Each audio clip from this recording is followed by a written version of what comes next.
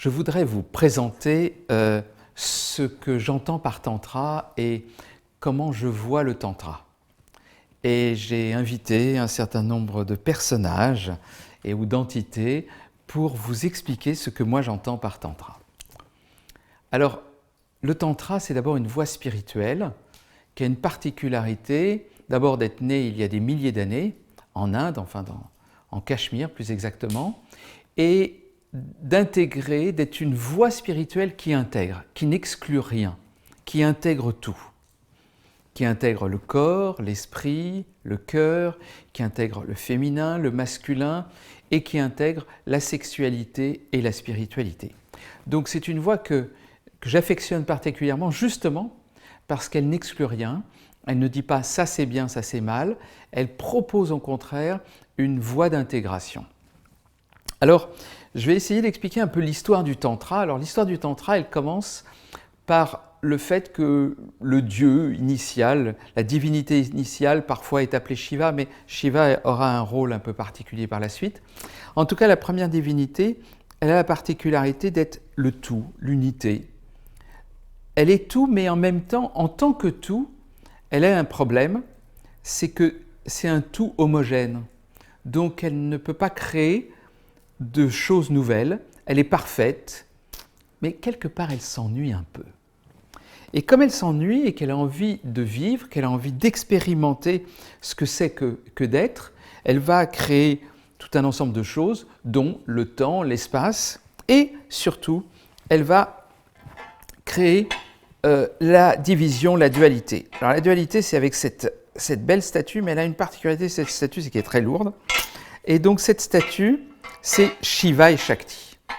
Et Shiva et Shakti sont les deux représentants fondamentaux de la dualité dans le tantrisme.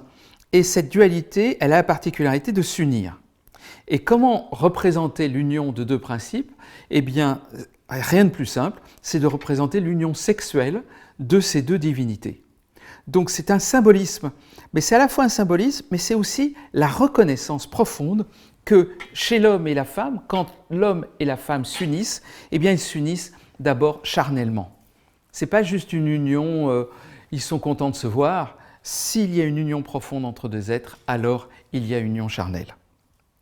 Mais on ne s'arrête pas à l'union charnelle. C'est que l'union charnelle est en même temps un principe d'union divine. Alors pourquoi est-ce que c'est un principe d'union divine ? C'est parce qu'en fait, cette union, elle ne se fait pas qu'au niveau sexuel. Elle se fait suivant, on va dire, à la base, trois plans fondamentaux. Le plan du sexe, le plan du corps, mais aussi le plan du cœur, c'est-à-dire qu'il y a une rencontre des deux cœurs qui s'ouvrent mutuellement l'un à l'autre. Et le dernier plan, c'est le plan de l'âme. Et cette union des deux va se rencontrer dans l'union de l'âme pour aller, comment dirais-je, vivre l'unité au-delà de cette dualité. Lorsque les deux âmes se rencontrent, quelque chose d'assez magique va se faire qui donne l'impression de ne plus être deux, mais de plus être que deux parties du même tout. Moi, mon impression, c'est d'être, dans cette union, c'est d'être une des faces de la même pièce. Et l'autre est l'autre face, et moi, je suis une face. Mais en fait, c'est un tout. Alors, à la base, le tantra n'est pas purement sexuel, tel qu'on pourrait se donner cette impression-là. Il est avant tout un développement de conscience vers l'unité, mais qui intègre le charnel. Alors, le développement de conscience est représenté ici, je l'ai représenté par Bouddha, même si Bouddha ne fait pas partie du tantrisme initialement, il est en fait la pure conscience, le représentant même de la pure conscience. Et si vous voyez d'ailleurs des statues de Shiva et de Bouddha, vues de loin, si on ne repère pas certains attributs de Shiva, tels que le trident et d'autres choses, ils se ressemblent beaucoup. Pourquoi ? Parce que Shiva est, comme Bouddha, le représentant de la pure conscience. Cette pure conscience qui s'ouvre, jusqu'à intégrer la totalité du monde. Si on va dans certaines spiritualités, telles que l'Advaita Vedanta ou le bouddhisme zen, on peut avoir cette impression que tout est conscience. Il n'y a plus exactement, il n'y a que la conscience. Le reste n'existe pas puisque tout s'exprime à l'intérieur de la conscience. Alors ce que vont dire certains tenants justement de ces spiritualités, c'est dire quand on vit la pure conscience, quand on atteint cet état de pure conscience, quelque chose apparaît, une première chose apparaît, qui est l'illusion du monde. Puisqu'il n'y a que conscience, eh bien, cette impression de séparation des individus les uns avec les autres donne une impression d'illusion, puisqu'il n'y a pas de séparation. Pourquoi est-ce qu'ils se tapent dessus? Puisqu'en fait, ils sont liés. Moi, mon image, c'est comme si nous étions des bourgeons d'un même arbre. Vous voyez, vous prenez deux bourgeons, et pourquoi ils s'en voudraient, puisqu'ils font partie du même arbre? Qu'est-ce que ça veut dire deux bourgeons qui font la guerre? Quand il y en a un qui meurt, il risque de tuer tout l'arbre. Donc en fait, c'est comme si la main droite en voulait à la main gauche. Ça n'a pas de sens. Et donc, dans cet état de pure conscience, il y a une reconnaissance profonde que tout est lié. Et comme disent certains enseignements, dans cet état de pure conscience, cette conscience, cette sagesse devient compassion, devient amour. Parce qu'en fait, l'amour, c'est avant tout la reconnaissance de l'autre en tant qu'autre, de l'autre comme un autre moi-même. J'allais dire, il n'est même pas un autre. Alors pour donner un exemple que j'ai vécu moi dans cet état dans cette expérience, une sorte d'expérience d'éveil, vraiment l'impression que j'étais tout. Et à ce moment-là, c'était chez moi et ça s'est passé, il n'y avait rien de spécial, peut-être une méditation, d'un seul coup, paf, je suis passé dans cet état de non-dualité. Et quelqu'un m'appelle, donc j'ai décroché dans cet état de non-dualité et ce qui m'a surpris, c'est que l'autre n'était pas un autre. J'avais l'impression que c'était moi qui me parlais à moi-même à l'autre bout du fil. Vraiment, littéralement. On n'était pas deux. Bon, c'était une expérience, ce n'est pas quelque chose que je vis en permanence, mais c'est simplement pour vous dire cet état-là, c'est ça que le tantrisme présente, en tout cas dans cette vision-là, c'est que nous sommes complètement reliés et nous le voyons au travers de cette union. Mais ce que dit le tantrisme, il ne dit pas simplement le monde est maya, le monde est illusion et il serait à rejeter au profit d'une sorte d'élévation spirituelle dans laquelle je rejetterais le monde. Il dit au contraire, le monde est complètement vivant, il est incarné. Et c'est ce que représente ici Shakti. Alors Shakti, c'est le principe féminin, mais dans le tantra, c'est aussi celle qui représente l'énergie matière. Shakti est un autre nom pour dire énergie. Dire la Shakti, c'est à la fois parler de la femme, du principe féminin, mais c'est aussi parler de l'énergie. L'énergie de Shakti qui est en chacun de nous et qui va s'éveiller et qui va nous booster pour nous transformer, nous transmuter, nous élever à un plus haut niveau de conscience. Mais s'élever à un plus haut niveau de conscience dans une incarnation.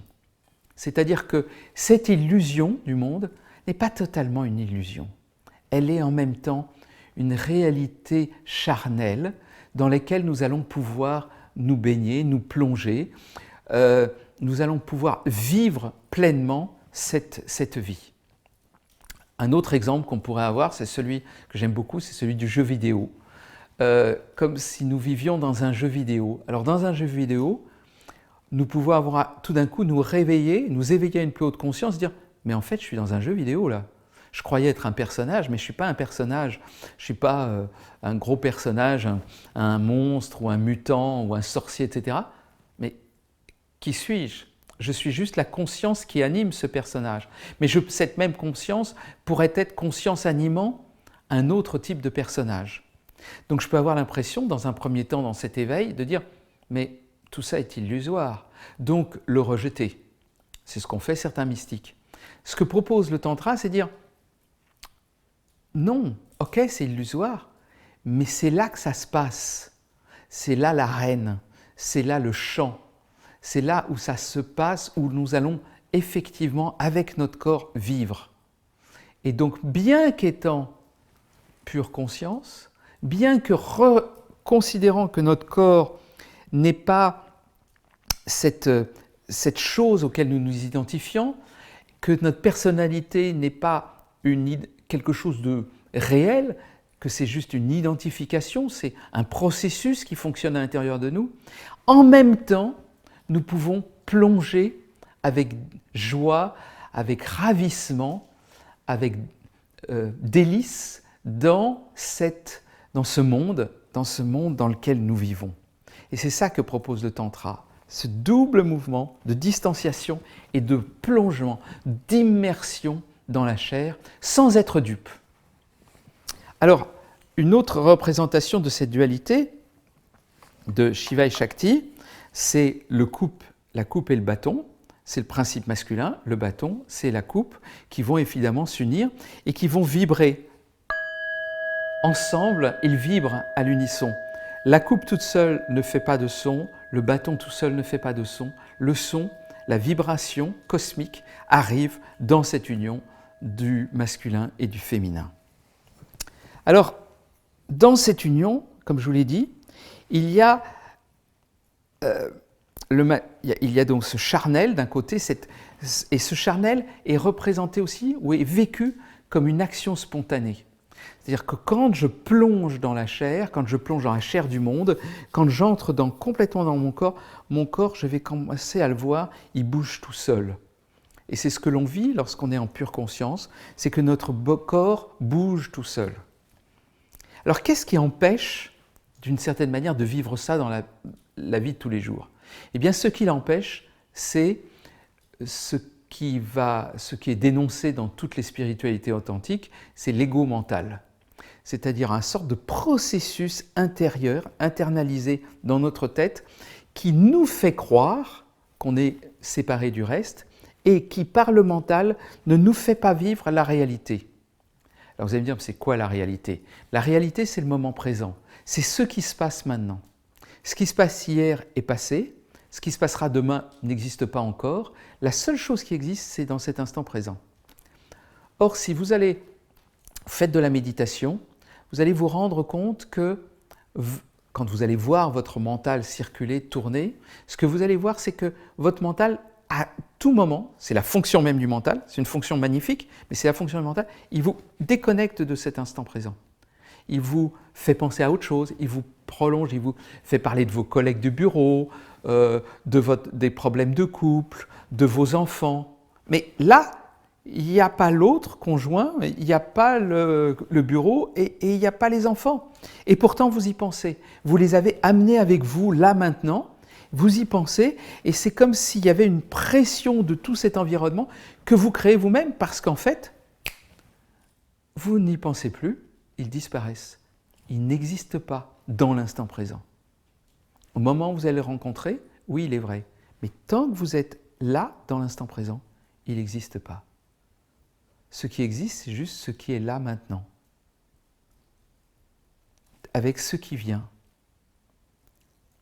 Et donc, on va pouvoir entrer, lorsque le mental diminue, il y a un espace qui s'agrandit. Quelque chose qui s'ouvre et quelque chose qui va apparaître, une sorte d'une impression très particulière. Personnellement, pour moi, c'est une impression comme un tableau de nature morte. Vous savez, dans un tableau de nature morte, c'est quelque chose d'une scène ordinaire. On voit un verre, un vase, et le verre peut être tombé, rien de spécial. Et en même temps, c'est prodigieusement beau. J'ai l'impression que certains artistes ont eu cette vision-là, ils sont entrés dans cet instant présent et ils ont pu voir les choses telles qu'elles étaient, dans ce calme, dans ce silence. À ce moment-là, tout apparaît comme étant beau, comme étant harmonieux et parfait.